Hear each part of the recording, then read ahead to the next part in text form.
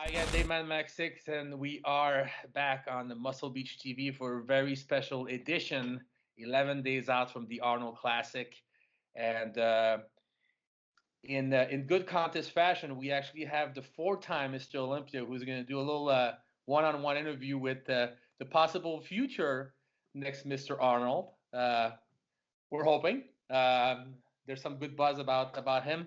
Josh Lenartowicz, all the way from Australia, 19 hours ahead, I might add. Thank you so much for being on the show, Josh. Thank you so much for having me on. It's an honor to speak with Jay Cutler, and I always think highly of you, Dave, so thanks. Yeah. So, Jay, I'm sure you have some good questions to Josh. I love when you take the lead on the interviews because you have a lot of different questions than what I would. So I'm going to let you start right away with Josh, and I'll interject here and there and ask him some of the stuff I want to ask. All right, so listen, I just want to start off and say, Josh, I'm a fan of yours. So I've been keeping up with your stories. I've been commenting. You've seen I posted from day one when you chose to pick this show to do. I remember we spoke last year, and I'm like, what's up for the year? And you said, I think I'm going to take the year off. And, I knew that you were kind of regrouping to mentally prepare yourself, which is huge in this game, right? I always talk about the mental capacity it takes. So I want to touch a little bit on your mindset. Now, you've been off the stage for well over a year, right? Almost a year, probably a year and a half, right? Yeah. So I want to know what is your mindset now, and how did you reset your mind in order to go into this show? Because I know I'm not going to say anything now, but I know your mindset going into this contest. I know this because I've been following you. We talked last year, and you kind of predicted, okay, this is how I'm going to come back. So tell me a little bit about your mindset 11 days out from this competition right now. It has been, there's no such thing as a perfect prep, but this prep has been the best preparation so far. I mean, with what's happened in the past, there's always been something to not derail, but to slip up a little bit. And with what happened last year, 2017, which made me take the year off. It made me fall out of love with bodybuilding, actually. And that was the biggest issue. When you're not in love with something, you're not going to do everything it takes extra to make that work. So I'm not going to do the extra cardio. I'm not going to do the extra training. I'm not going to push myself on the diet. And having this all of last year to just fall in love with bodybuilding again, I'm in a tremendous place. Like, I'm the best possible version of myself that I could be leading into this contest. And that's all I can ask for. And I wholeheartedly believe I can win this contest. And I'm doing everything in my power to do that. And that's really what it's about. I think the mindset, you've had it for, all your Olympia wins and even going for those wins that sometimes that didn't happen. It didn't come to fruition, but your mindset was that powerful, believing wholeheartedly that you're going to win it, or one day you're going to win it. And that's really how I feel lately. I mean, you train in a Mecca, okay? You train in the Mecca of Australia. Tell me how that affects training for dude, you're the guy there, right? I mean, yeah. So tell me how it's training at Doherty's gym and how that benefits you the most. Well, for me, bodybuilding is always going to be a self-empowered goal, and it's great to have support. And I love being at Doherty's and having Tony Doherty there to encourage me whenever I see him. Bodybuilding, like I said, it's very much self-driven. So there's a good saying. It's like, if you're a leader when you can turn around and see how many people are following you. And bodybuilding in Australia has grown tremendously since I've started having the success that I've had. And I would hope that was to do with, my leadership as well as Tony's leadership. So from that aspect, I do feel like a leader already. And now it's just a matter of, getting those titles that I'm fighting so hard to get, the Arnold win, the Olympia win. And that's really what I'm about at the moment. But as far as like how I feel to be training in the Mecca at Doherty's, I mean, it's an honor. I come from a small country town of 15,000 people. And I was training in a gym where we had farm animals walking through the gym. And I worked at a prison to be a recreation guy for the prisoners. Like, help them out with gym programs and activities. And I got that job specifically because it was 15 minutes away from my hometown, and it was a better gym than what I trained at. So I could train in that gym. So that was like coming to Melbourne then later in life. It was such a privilege to train at a Doldy's gym. And that's pretty much like my story, man. That's why it's always a privilege to train. I think when you look at something as a chore, you're not going to do extra work and it's going to be hard. And I mean, there's this study that shows there's two mice and one mice is in a wheel and it runs and it gets all the positive effects of endorphins and dopamine and all these things. And they thought exercise is great, but they yoked that wheel to another mouse and the mouse would run in the wheel it was forced to run. So they thought exercise was great, but yet the mouse that was forced to run would have all the stress hormone and not be, positive and not get all the good results of exercise. So you know that if you're forced to do something or you look at it as it's a chore, it's not beneficial. Whereas if you love it and you're passionate and you look at it as a privilege, and it's like, I listened to your interview with Chris Aceto, and it's just that optimistic mindset instead of that pessimistic mindset. You have to have, you have to look at it as a positive way. I went into every show I ever went into thinking I was going to win. And Dave, you were there, for all those. And listen, I had 3 Arnold Classics in a row back in the day. And, and someone asked me earlier, like, how was I mentally different for the Olympian Arnold? And the truth was I wasn't. I went, with the same mindset and everything. But, 11 days out right now. So, like, when do you go to the States now? And where do you go? Right to Ohio? Yeah, I'll leave exactly a week from today, and we're going to fly straight into LA, then LA to Columbus. So it's like about a 20-hour trip just of flights and then plus stopovers, and so it's going to be about maybe 24, 25 hours by the time I get to the hotel. That's the I fly pretty good. Like I always find that I deplete on the plane. I have pretty much no carbohydrates or fats, just protein. I pump the water in. And by the time I get there, I'm generally drier. It works quite well for me flying.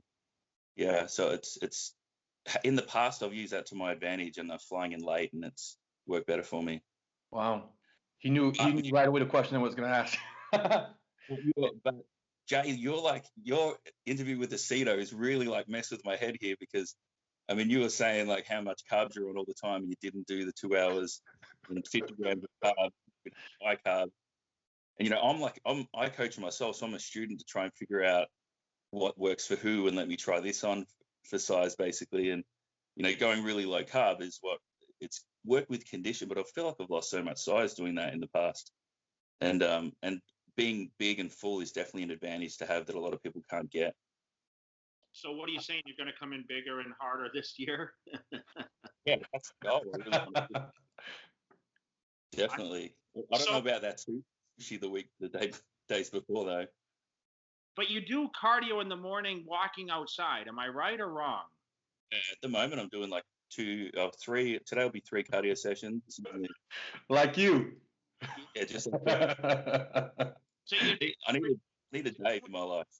3 a day you're doing cardio sessions? Is that many? Yeah. I feel like my glutes have come right in this time doing it. Wow.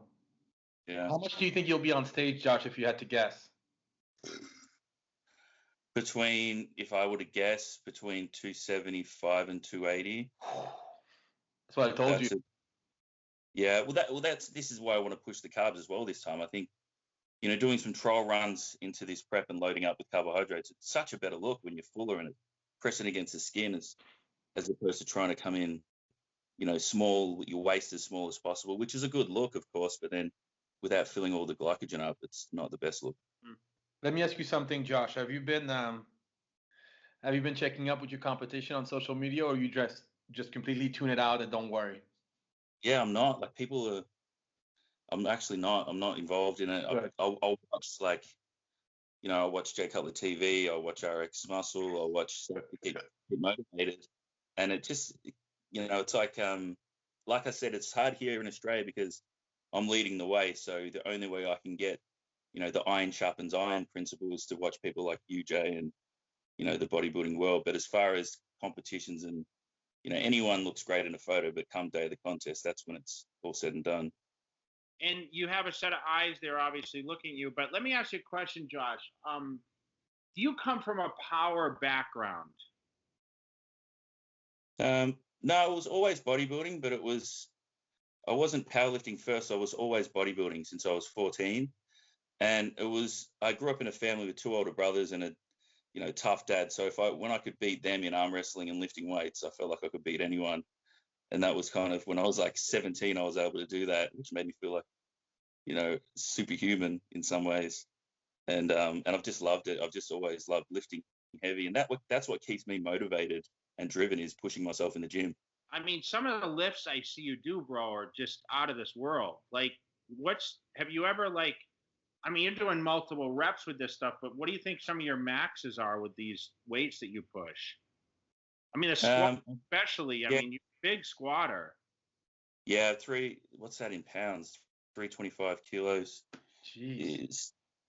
And deadlift's been close to 800 pounds. Yeah. I just. He's probably over 800, I think. 2.2. Yeah, 2.2. No, 715.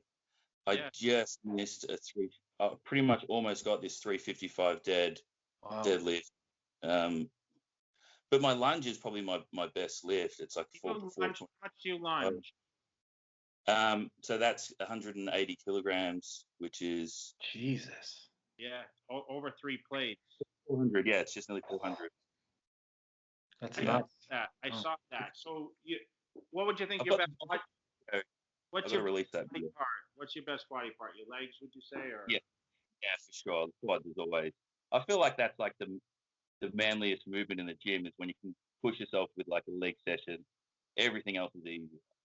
Boy, you two are a lot alike.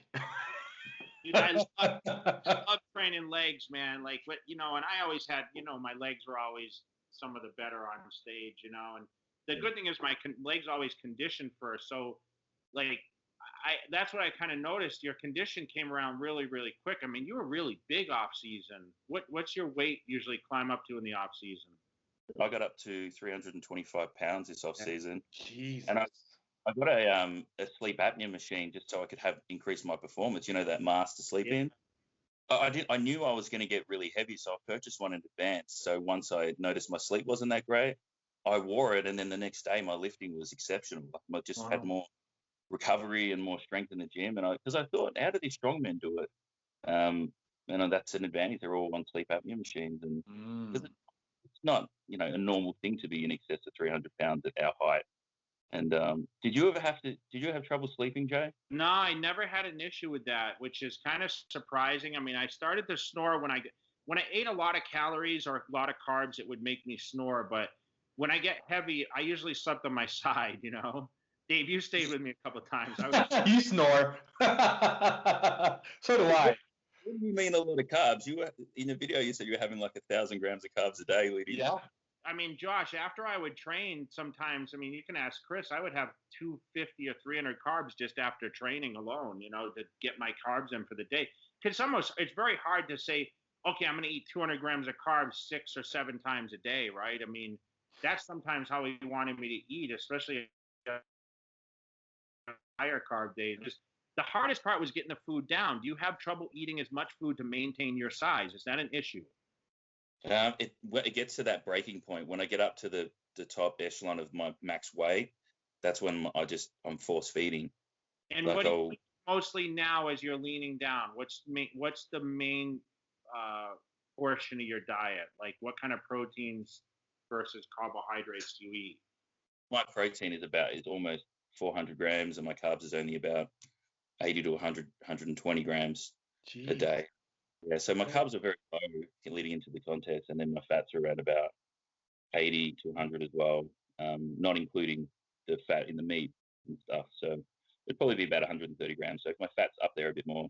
But I've always been a high protein guy, and you really threw a spanner in the works with that interview that I watched with saying he had lots of carbs.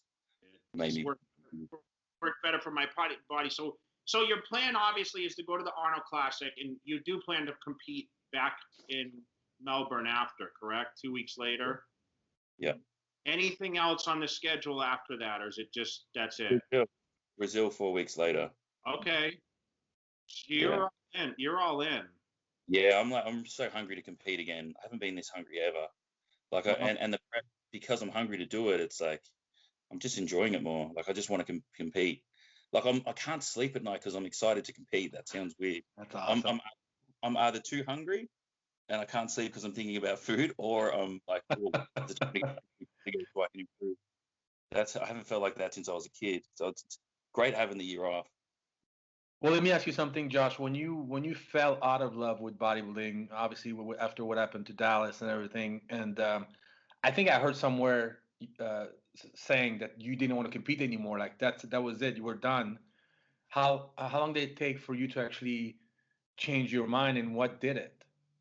Yeah, it was like, like post-traumatic stress disorder. It's like when you look at something as a disorder constantly, it's always going to affect you. And then flipping that from PTSD to just PTE, which is post-traumatic experience. So looking at it as an experience as opposed to a disorder, you can get through the experience. Whereas if you label it as like you're always going to have that, and it's just a matter of the mind and the mindset, that then it really hit me hard, say, after our Arnold's here. And that's when I just really like was just sort of fell in a heap a bit, and I really struggled with life in general. I guess it was just coming to grips of, and I've had it before. I've had death in my life before, but it was having it that upfront and personal, and wondering what's life about. And I've already had this journey before, but it's just so in my face. And Dallas was such a loved guy and such a future ahead of him. And then you're like, why him, being younger than me and stuff like that? Like it really played on my mind. And then, being around friends, family, that's what's really important. Just helped me to get through that and that experience, and, just training again and falling in love with training without the pressure of competing. So it was really that mindset of a disorder to an experience. Yeah. You didn't need any therapy, or I mean, that sounds stupid to say, but sometimes people they need that just to kind of grieve and just get past it. No. I've got a lot of good people in my life, like I would say, mentors and different things. Like I wouldn't call him a life coach, but he's a guy named Craig Harbour. He's just an exceptional friend and mentor now, and he's got a bunch of books out and stuff. But he just was just talking to me one-on-one a lot, and very helpful. And then my wife's dad, who I look up to a lot, who used to be an Olympic Games athlete. It was like people like that in my life who, they might have only said one thing, but it resonated, and it helped me get through it. Good support system. Yeah, definitely. Again, something you have in common, Jay. Yeah, Josh, we spoke a little bit about the financial, like it was a little tough. You asked me about some sponsorships, like, because everything seemed to be going to the wayside. I mean, how has Australia received you now? I see you're very active with a lot of these shows now. You promote yourself. Okay, you were just at a show this past weekend. So talk a little bit about that and how, I know you were a little turned off, like, man, if I can't get the sponsorships or endorsements, what am I going to do financially to support my career? So how has maybe that changed? And then how, since you've been active, that's one thing, like you may have been active in the community there and promoting, which I think is awesome. And maybe that's why you fell back in love with it, seeing everyone else compete. But maybe talk a little bit about that. Yeah, well, I mean, it's very hard here in Australia in terms of sponsorships, and even the whole industry itself now. I mean, I've competed at every Arnold I've done, and even Olympia, really, apart from one, without sponsorship. So that's a tremendous hardship as well, to go through it whilst still working 2 different jobs, and I'll either be coaching or working on whatever, clothing or laboring, whatever it is. Like I'm not afraid of hard work. It just makes my life a little bit more challenging when it comes to being the best bodybuilder I can be. And the whole industry's changed. I mean, I love bodybuilding. I'm always going to bodybuild. But then it's like without a support system around you with a good quality supplement brand to help you perform as well, it's like it does make it challenging. But at the same time, I'm still going to bodybuild because I love it. That is a challenge in itself. getting back into it and promoting bodybuilding in Australia, it's like I said before, being a leader. I've got goals. I've got like a 5-year goal, and every 5 years I reevaluate that and set another 5-year plan, and then short-term goals in the middle of it. And that was one thing, to be an authority in the field still and be relevant, even if I'm not competing. So to have my Josh Lenartowicz Classic in Western Australia is huge for me, because it's growing the bodybuilding world there. And yeah, I'm really happy with that. So that's part of it. But it does make it, like I said, I've spoken to you before about the industry, and you said how much it's changed. And I mean, we don't have any contracts, no magazine contracts, no weeder contracts, no supplement contracts. So it's, you know, I understand it's not all about money, but what we're trying to do here in bodybuilding is for putting your life under so much pressure and stress and hardship for the hope of an easier, better life in the future. I mean, it's kind of not really happening as much unless you compete and win prize money. Whereas before you could, you know, still not place exceptional, but still create quite a good life outside of it. So it has made it hard, but at the same time, like, it's social media's opened up a whole bunch of different avenues to create an income stream, and YouTube and stuff, that it just creates time and effort and energy to put into that as well. And you know yourself, you can't serve two masters. You can't be the best pro bodybuilder and win an Olympia and still be like running a business. One has to come before the other, and it's either that or it's then the relationship suffers, or then the friendship suffers, and the family suffers. It's like you can't put all. If you've got 168 hours in a week, it's 168 attribute points. Where are they all going in the week? You can't put them all everywhere and expect every one of those to be exceptional. You either got to focus it all to one, and that grows. And that's sort of that's where the challenge is with bodybuilding now. And, you know, we want, you know, new rising stars, and we want better performers, and we want better bodybuilders to come out at the same time. It's kind of not, the environment's not really allowing for that as well as what it used to. But then in saying that, you know, I do hear a lot of the young guys, the new guys don't train hard anymore. And I'm like, man, I didn't see anyone lunging 4 plates aside. Yeah. There's always an exception to every rule. Come on, man. It's like a slap in my face. I'm Well, you're all the way in Australia, man.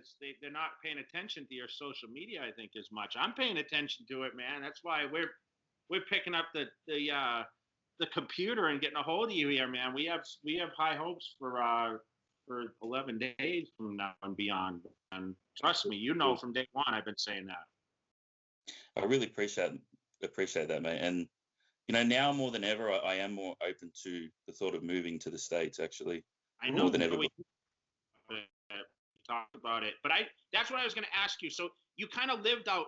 Where do you think is the best environment for you? Have you seen any place that you like, man, I could adapt to this the easiest? Man, even in America? Yeah. Oh, man, I don't know what it was about, like Vegas I really love, so I can see why you're there. Like, I definitely could live there. And, like, having things accessible 2 a.m. and like going and eating sushi in the morning, I mean, that's something that I'd love that as an off-season bodybuilder.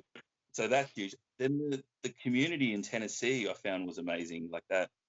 Yeah, where we were staying with Matt Jansen, that was amazing, and that was really friendly. Even Florida was really friendly. Like, I find American people really friendly, and the service is exceptional. We don't have, you know, the service here. We don't have tipping here, so, you know, you either get good service or you don't, and it's just a personal, you know, a person sort of character how they treat people. Whereas when people are working for an income, they tend to treat people a bit nicer.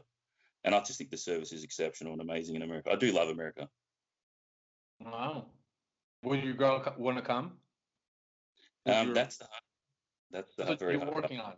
Yeah, it's kind of weird. It's hard because I feel like if I were to take her away from her family and friends, it's like her trying to take me away from bodybuilding. I know. So that's been the battle. So tough. It's always tougher for a girl. Yeah. Yeah. I know what the whole plan is now. I just figured it out. He's gonna.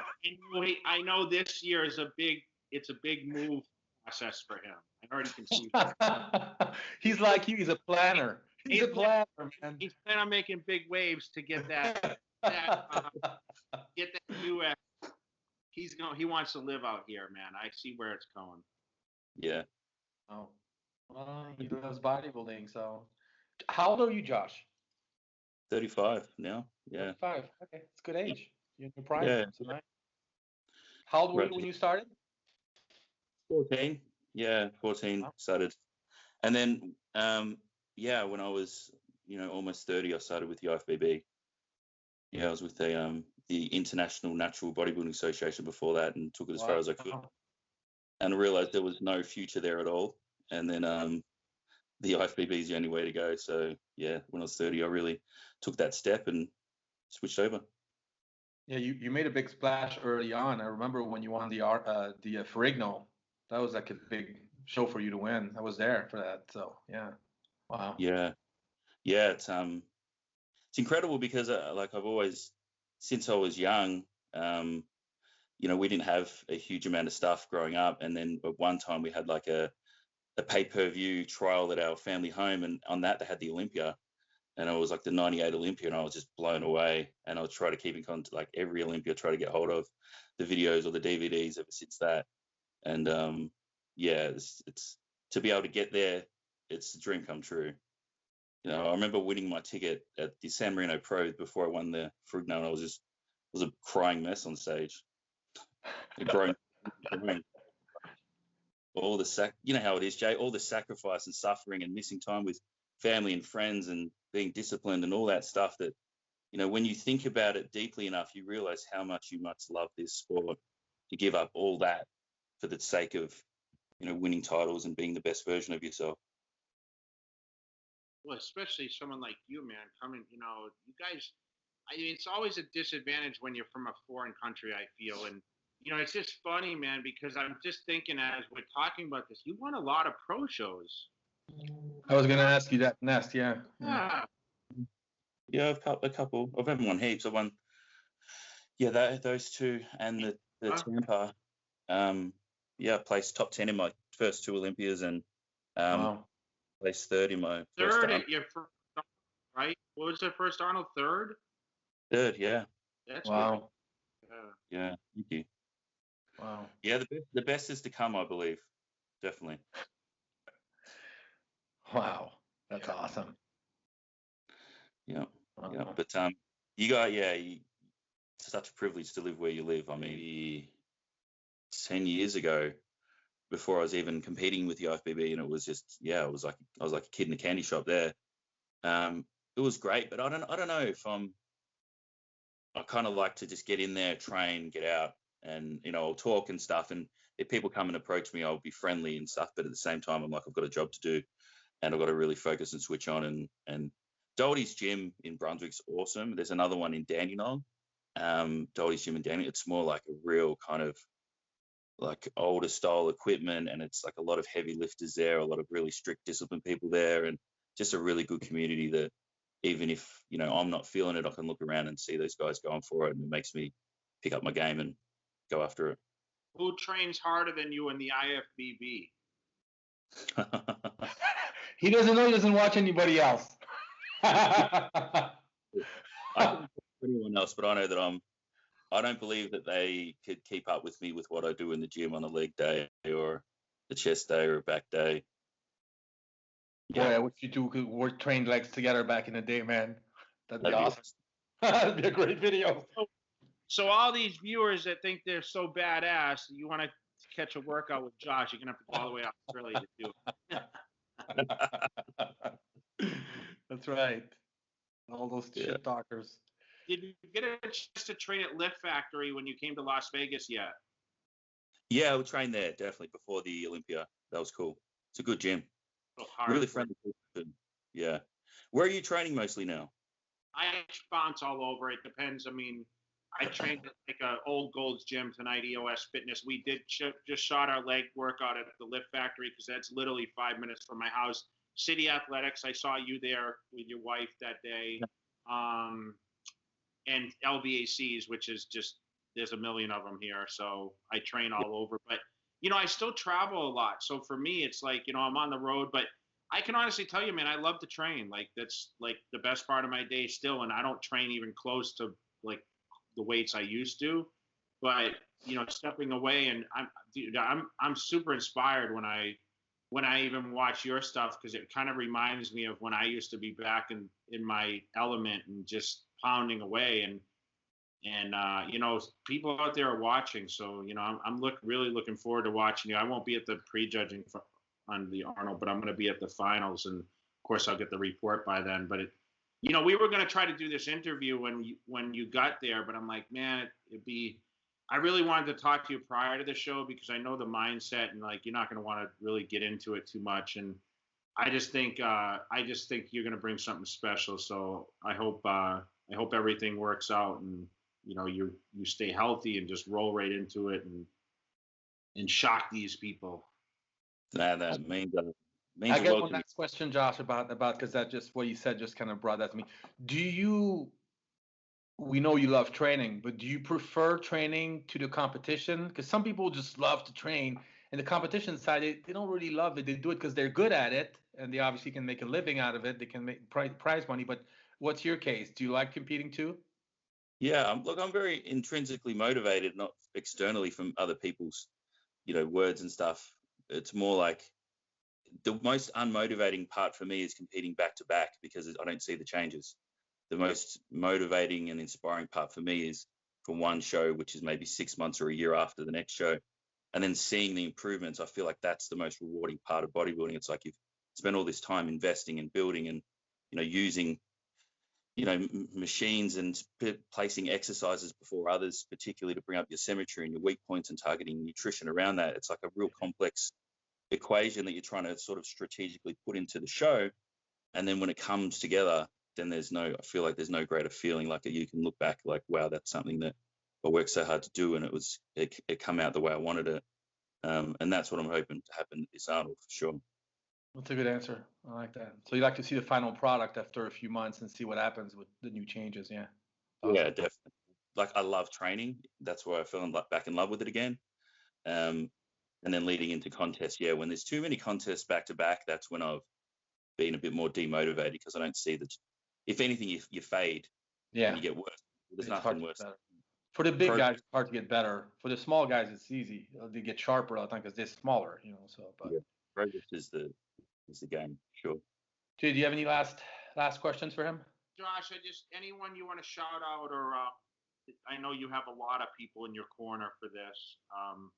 Yeah. Us being two people that are rooting for you. So, anyone you want to give a special shout out, thank you, message to, opportunity, because I don't know how many more interviews. I'm sure you're going to get a lot after the show if you don't do any prior. But you know, we're very thankful that you came on our channel. Thank you. Had this opportunity to speak to you prior, and you know, shout out anyone you want, man. Just, you know, give your thanks. I just bore people, but anyone who's ever helped me out in my life, I want to say thank you. Anyone who's made me the person I am, I want to say thank you. And, you know, most importantly, my wife, who's always, you know, been by my side through the struggles and the highs and the lows. And they're the main ones. I mean, Doldie's Gym and Muscle Mills Direct have been really great for me being in Australia. But anyone who's ever helped me, thank you. Her family and my family, obviously, tremendously. So they're feeding you a lot of food over there. Then the muscle meal, is that the muscle? I was at their booth last year. Bankrupt with this guy. Yeah, they're a great crew. They love you, Jay. Yeah. They must be feeding you a lot of food over there, bro. They're a big guy to feed. So extra shout out to you guys. Yes. Thanks so much for having me on. Pleasure, Josh. Good luck with the last 11 days. We'll see you in Columbus, okay? Jay, thanks for doing this, man. We appreciate it. And on that note, we are signing out. Thank you, everybody.